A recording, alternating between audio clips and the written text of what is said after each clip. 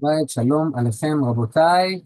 Welcome to our Wednesday class of Yalkut Yosef. We had a little mix-up with the timing, so mechila, I see. Thanks for the call. Baruch haba, Baruch haba. Mechila for the mix-up on the time, but hopefully we'll be aligned now, B'ezrat Hashem. Okay, so we're going to continue in the topic that we ended regarding the person going up to Birkot Torah, ha'oleh la Torah.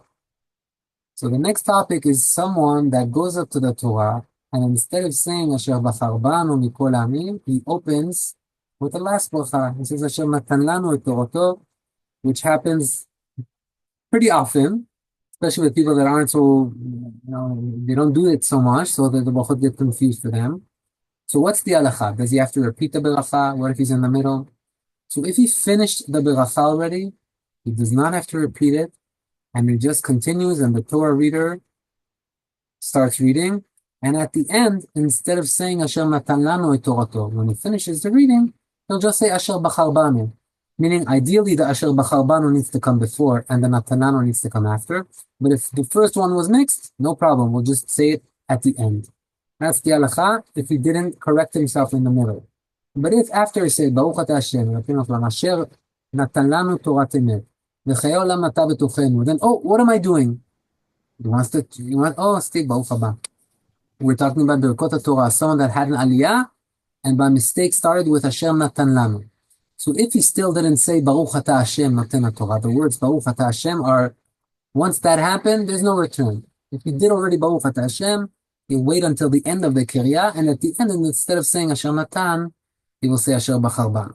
But if he remembered before Baruch Ata Hashem, he's allowed to say Baruch Ata Hashem. Let's say Baruch Ata Hashem. Elokeinu melech haolam asher natan lanu torato torat emet v'chayei olam ata b'tochenu asher bachar banu mikol ha'amim v'natan lanu et torato Baruch Ata Hashem noten Torah. That would be the correct way. So that's the line that you draw. Baruch Ata Hashem. If you said the Baruch Ata, you already missed it. All right.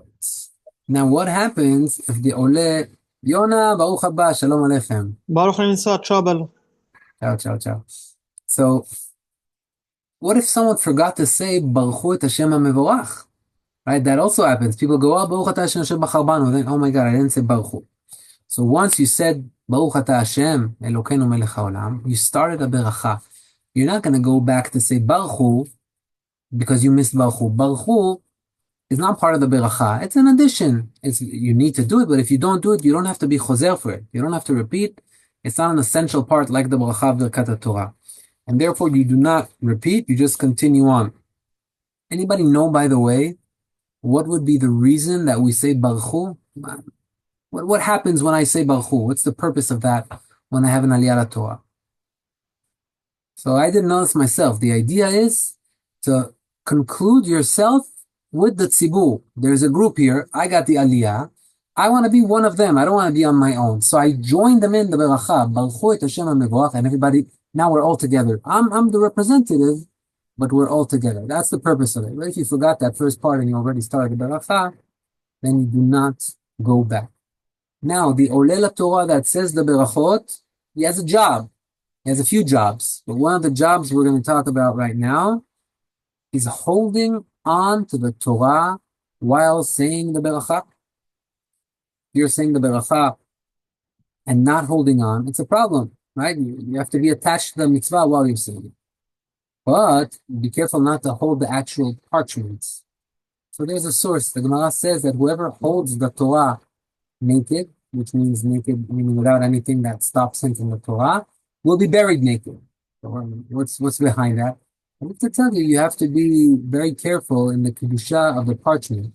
And by the way, we'll learn this later on, but not only while you're saying the beracha, some people hold on throughout the whole Torah reading. That would be best. If you can hold on to the book throughout the whole Torah reading, if you could take a handkerchief, and hold on to the parchment, good. If you want to just hold the book, us Sfaradim, we also have a book. You could hold on to the book, to the cover of the book, meaning that would also be fine. But hold on to something. That's one of the jobs of the Oleh Torah. You have to hold on to something while you do the beracha, and preferably also while reading the Torah. Even when you do Gelilah, let's say you took out a Sefer Torah and it's in the wrong place. Halacha is, you don't return it to the Echal and bring another book. No, you have to be Golel. That's why the Gabayim have an important job.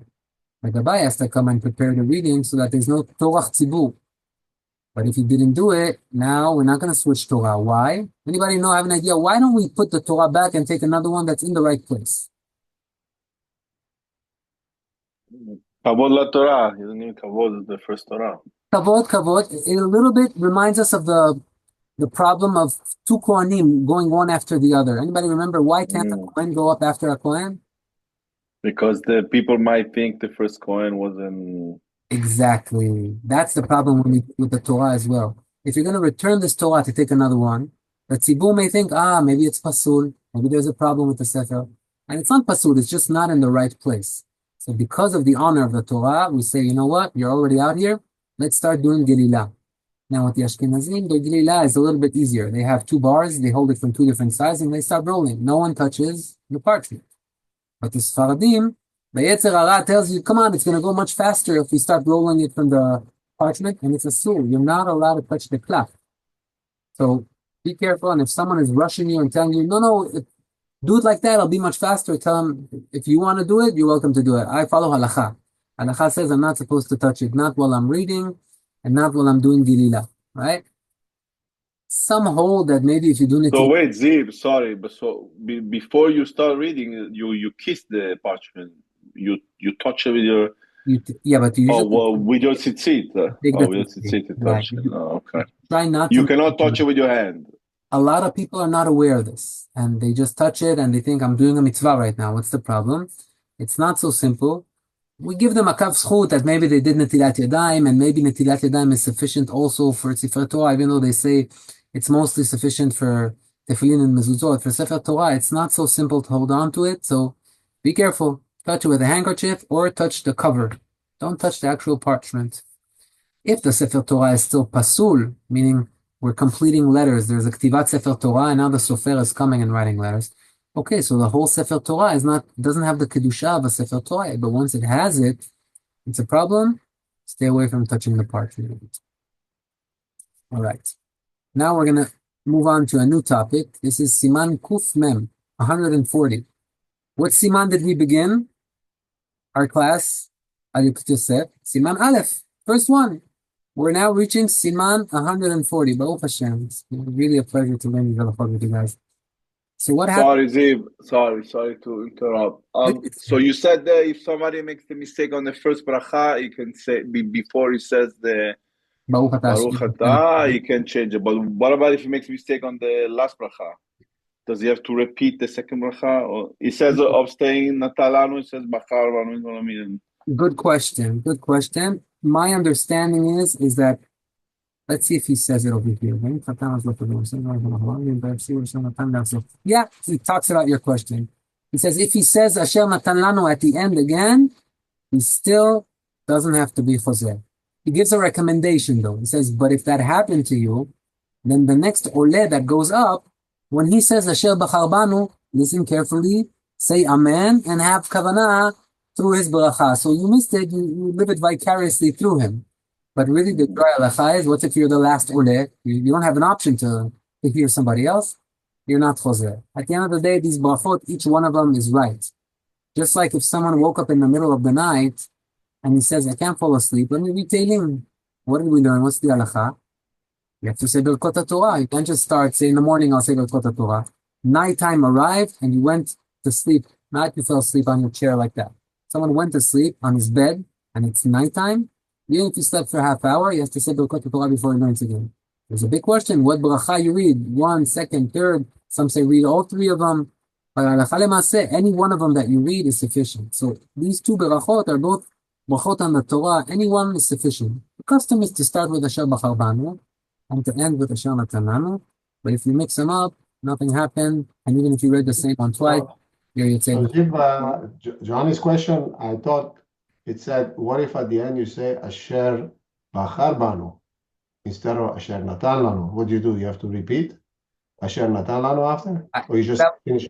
Is that what you asked, Johnny? I understand the question. I mean, based on your answer, it's the same thing. But basically it's the same thing. Even if I said at the beginning and at the end Asher Bachar Banu, if I already finished, I don't have to repeat. If I said in both cases Asher Natan Lanu, same thing. I don't have to repeat.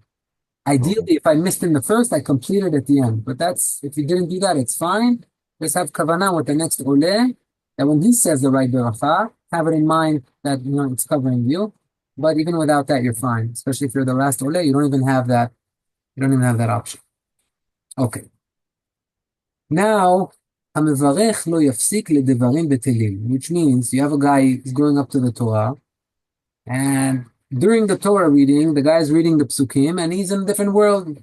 He's signaling to his friends. He's a gabbai saying, "Go bring that book." Go. The guy's reading the Torah. He's reading just so that you're not embarrassed. Originally, all the olim would read themselves. It's your job. Once you said the beracha, you can't talk. There's going to be an hefsek, it's called, right? Halakha says that if he already read 3 pesukim, there's no hefsek. Your beracha is not in vain, and it grabbed onto something. But besides that, you are not allowed to stop, even if you read the 3 psukim, for dvarim betelim. Someone asks, "What time is it?" and you're on the bama, and it's 7:15. No, it doesn't. You can't stop the dvarim betelim. If it's something that has to do with the Torah, etc., then there's more leniency, especially if already 3 psukim have been read.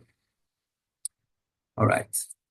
Now, he says like this: once he had an aliyah and he said the beracha, the Torah readers started reading, then he's allowed to say a bracha at the end. But if the Torah reader hasn't even started to read, not 3 psukim, not even one word, and he already spoke to somebody, he said, Baruch Ata Hashem, Hashem bachar banu noten Torah, and now before the Torah reader started to read, he started talking to somebody, and the Torah reader said, hey, look with me, look in the book. Happened to me many times. I read, the guy is not with me. I tell him, look in the book. But he already spoke.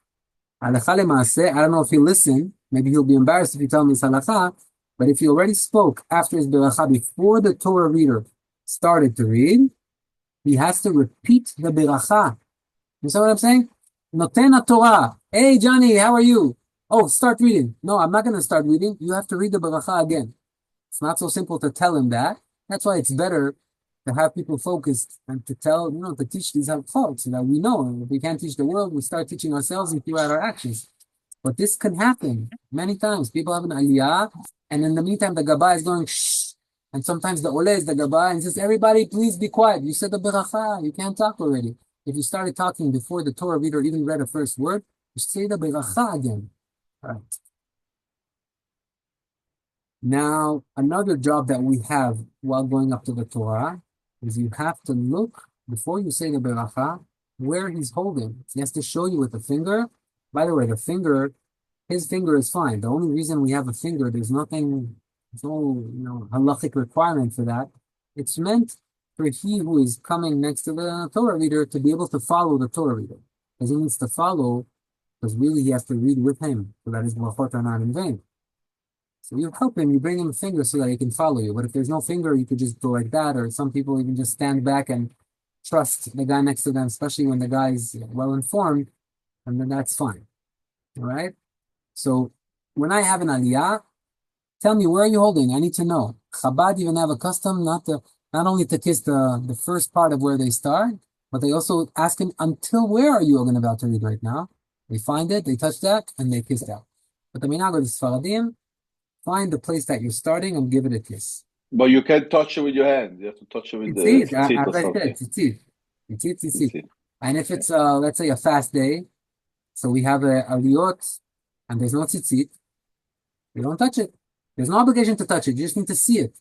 The obligation, or it's not an obligation, but the requirement is to hold on to the sefer while you're saying the beracha. There you are required to have contact, but when you see the letters, you don't have to make contact with them. So for the Sfaradim, it's easy, because we hold on to the cover. If we don't have a talit, there's always a cover, there's always a handkerchief, we have something. The Ashkenazim, they hold on to the wood pillars on the bottom, so they have that as well. Okay. Now, another thing, the Torah reader and the Olel Torah, sometimes they're tired. Sometimes the Torah is on the lower part. They can't see so well. So they put their elbows on the bima and they lean. And they want to see. So they're leaning on the bima. So the halacha is you are supposed to be able to stand on your own. Which means if you did that and the bima will be pulled and you will fall, you're not standing on your own. Then it's a problem halachically. You're not allowed to do that. You have to stand on your own. Unless zaken or chole. We always say that if someone is old or if someone is sick and if he does not lean, he cannot do the reading, then we don't, that's not a problem. By the way, like Amidah as well. Remember we said in Amidah, you have a stender, you're leaning on it. Okay, if you lean on it, not in a way that's going to make you fall if they pull it out, you're just making contact, it's fine. But if your weight is actually on it, don't put your weight on the bima while the Torah reading is happening. If you're the reader or the one that has the aliyah. Now this I'm sure you know, but let's ask it anyway. What is the proper way? Now let's say we call Steve up to the Torah. Yamod, Steve, what's your Hebrew name? Simcha. Simcha ben? Nisan. Yamod Simcha ben Nisan. We said the Sfaradim don't say the name, but let's say the Mashari custom, they say the name. Yamod Simcha ben Nisan. Now you go up. You have two lanes. What's the right lane to take to the Sefer Torah? Where do you go from? I guess the shortest lane. Very good. When you go to the Torah, you have to find the shortest way to get to the Torah. If you're exactly in the middle, you take the right, because everything should be done on the right. But if you're on one of the sides, you take the shortest path. And where do you go out of the Sefer Torah? The exact opposite. You take the longest route when you leave, to show that you're thirsty for the Torah and you want to come to it as soon as possible. But now that you have to get off the stage, you have to leave the Torah, it's hard for you to leave. So you're not rushing back to your chair, you're taking a long path to say, it's not easy. It's a hard separation, it's taking me a while. That's the proper way to do it. The shortest is in distance or also in time. Sometimes you have like a lot of people in front of it, so you got to go around to get there. That's shortest in time. So I hear what you're saying. Ask them to move gently. Say, sorry, they called me for an aliyah. Shortest distance, not shortest of time.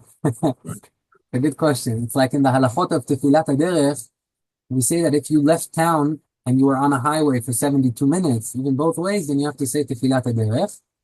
So some say, what if there's a lot of traffic? It took me 72 minutes, but when there's no traffic, it takes me 12 minutes. Anybody remember what the halacha? Do you still say Tefilat HaDerech or no? Who remembers? I think it's the distance. Yeah, halacha is that you measure it without traffic, meaning if there's traffic and because of that it took you 72 minutes, Right. Not right. How long does it usually take with no traffic? That will be the measurement. Same thing over here. You take the shortest path. No, people are going around. You want to take the shortest path to show the Torah that you are thirsty for it.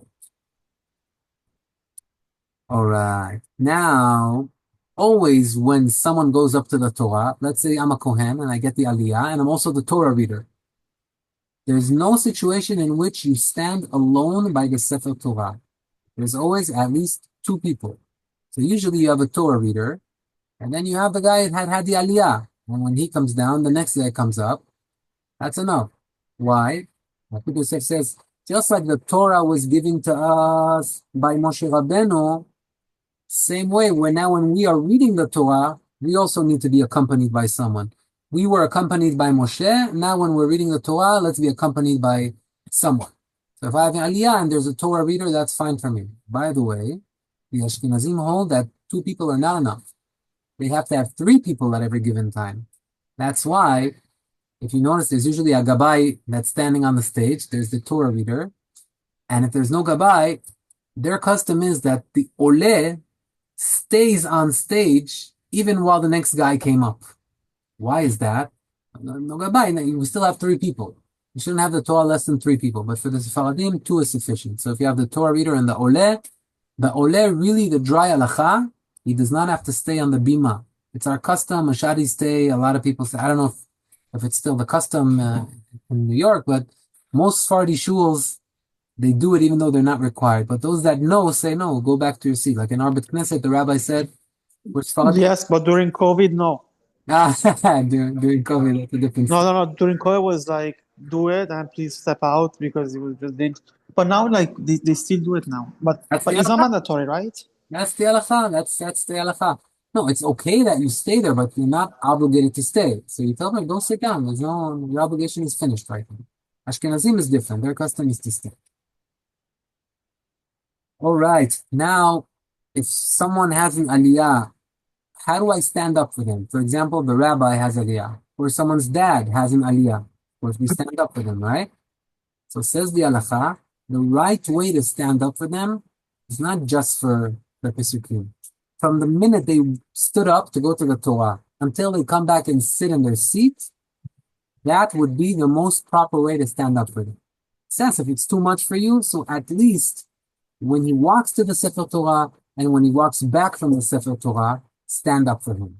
Like when he's in movement, when he's in motion, stand up, show, okay, my father's going up, I'm standing, my father's coming back, I'm standing. But the best thing to do is not only those two, also throughout the whole Torah reading. And if he likes praying with Ashkenazim, and now he's staying for the next aliyah as well, now you have to stand up 2 aliyot. It's okay, we don't ask you to do this for everyone. For the rabbi and for your father, that would be the right thing to do. For example, if you want to honor someone else, you could as well. All right. Now, ha'oleh kodem nish'ar olech. So we already mentioned this, meaning if the Mashadis, I feel like we follow Ashkenazim in the sense that we stay on stage.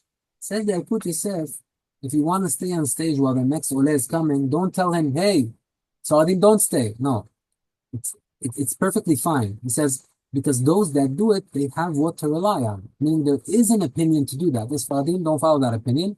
But if someone wants to do that, it's not like he's doing something wrong. Why? He says, because Kevod Shamayim mitrabeh, the honor of Hashem is greater when there are more people around the mitzvah. So it's not like he's doing something bad. You need to sit him down. If he wants to stand there, no, for sure, no problem. That's not a problem. All right. Now, Mashadis also have a custom that when the Oleh comes back down, especially if he's an uncle or something like that, we go and we kiss him. Says the Yalkut Yosef, you should know that's not a right custom. What's the problem with kissing in Kenisa? The only honor that we want to give to the Bet Knesset is the Kadosh Baruch Hu, right? You're kissing other people. Now, affection. I said honor. The right word would be the only affection that we give in Shul is to Hashem. Why are you giving affection to other people?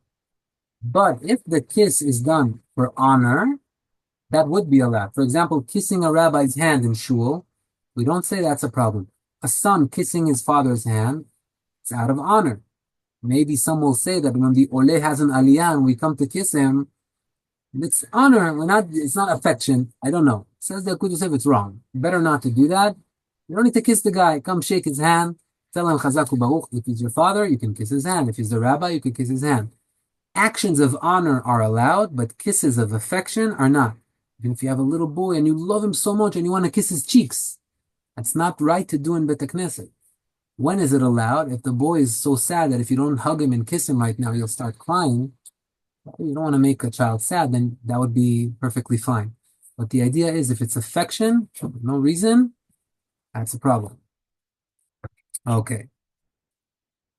Now, if I pray with Ashkenazi minyan, or if Ashkenazi prays with the Sephardim, we have a different, like we say het and they say het.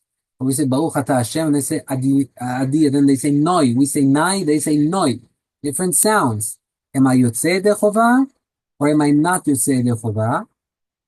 The answer is I'm Yotzei Yedei Chova. As long as I understand what the Ashkenazim are saying, which at least in 50% of the time you do, Hashem, then you're Yotzei Yedei Chova.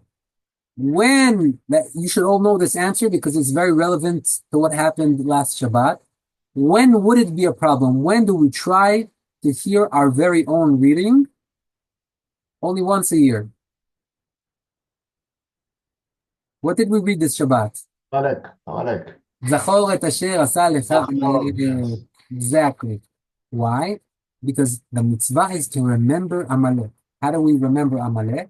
The obligation is that once a year, by reading these Pesukim, we remember Amalek. By the way, it doesn't have to be on Shabbat Zachor. It could also be during the year when we reach that parasha, but at least once a year from the parchment to hear it, there's a mitzvah from the Torah. There's a machloket if it's for women as well or just for men. A whole discussion. At the end, Rabbi says that the obligation is not for women, but if they want to come, it's good. And it's even okay to take out a Sefer Torah to read for the women. But when it comes to Amalek, since the obligation of hearing the Torah is from the Torah, then we should be careful to hear it in our own way. Not to say that if you didn't do it, it's wrong. But you don't have to make an effort to hear it in your way. Every Shabbat, let's say I live far from the Sfaradim, an hour walk, and I have 2-minute walk to the Ashkenazim. Go to the Ashkenazim. If I understand what you're saying, it's a Gafaba. On Shabbat Zachol, make an effort. Go far, hear it, because it's an obligation from the Torah. By the way, is reading the Torah every Shabbat an obligation from the Torah? No, or else what would Zachol be any different? Zachol is the only thing we have to read from the Torah. The Torah reading that we do on the week, there's a takana that happened later on, we learned about it, and that takana is from Chachamim, it's not from the Torah. And it's only a chovat tzibur, it's only an obligation on a crowd that is together to hear it. But if you're alone and you missed it, you're not even obligated to complete it. The whole is not the case. It's an obligation from the Torah, and you can't miss it. So if you missed it, you have to complete. You have to find the time throughout 12 months to hear the parashat Yalkut. All right, what's that? Now,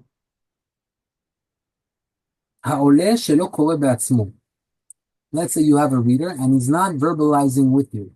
You're reading, he has to read with you, he has to move his lips, but he doesn't know the halacha. So he's not reading, says Yalkut Yosef. Yesh לחשוש, says the Shulchan Aruch himself as well. Yesh לחשוש שברכותיו לבטלה. There is a fear that the berachot that he said are lebatala. Meaning he's not saying 100% lebatala. Why is he not saying 100%? He said a bracha and he didn't take a bite of an apple. Everybody agrees, bracha lebatala. You're reading the Torah and you didn't read. You said a bracha without reading. Apparently, not everybody agrees. There are opinions that even if he didn't read, he's yotzeh, but the halacha is that we should fear that these brachot are levatala. It's not for sure, but we fear, and therefore, make sure that you read together with the chazan. But b'diavad, if it already happened, and then he finished his aliyah and he said, oh my God, I wasn't reading with you, do we repeat? The answer is no. Why don't we repeat? Because at the end of the day, the Torah reading is from Chachamim. Since there's a safek and it's already happened, it's okay. We don't have to repeat. But ideally, you need to read with him, right? Regarding answering amen to this person's beracha, there's a machloket around that. If I know a guy that he never reads with the Torah reading, maybe he can't even read Hebrew and the Gabbai just gives him aliyah. There's a question if I even should answer amen on his beracha. Because if it is a beracha lebatala, then my amen is an amen yitoma. It's an amen that's not grabbing up. It's like saying amen in the air for nothing. It's a problem. So this just gives us a perspective of how important it is to be careful when you go up to the So let's sum it up in our last few seconds. When we go up to the Torah, we make contact with the parchment. We see where the parchment is, where the aliyah is, and then we hold on either to the cover or to the parchment with the material. We say the berachot. If I mixed up the order of the berachot, it's perfectly fine. I could just fix it at the end. Even if I didn't fix it at the end, it's fine. I have to verbalize with him. B'ezrat Hashem. Until next time, I wanted to leave a few minutes for Purim, but I see the time ran out of our hands. But B'ezrat Hashem, let's just wish you all the Purim Sameach. And remember, I think I say this to you every year. The halacha in Purim is kol poshet yad notim lo. Whoever reaches out, we have to give him tzedakah. But that's also a lesson for us. That whatever Hashem does the halachot that He teaches us. So if He says, whoever cries out, you have to give him. If we cry out to Hashem, it's as if He's also forced to give us. So it's a big potential for prayer. Pray for this group that we should continue going on learning Torah together for many more. For all of Am Yisrael, we should have the Sorot of God. Amen. Thank you. Thank you so much. Bye.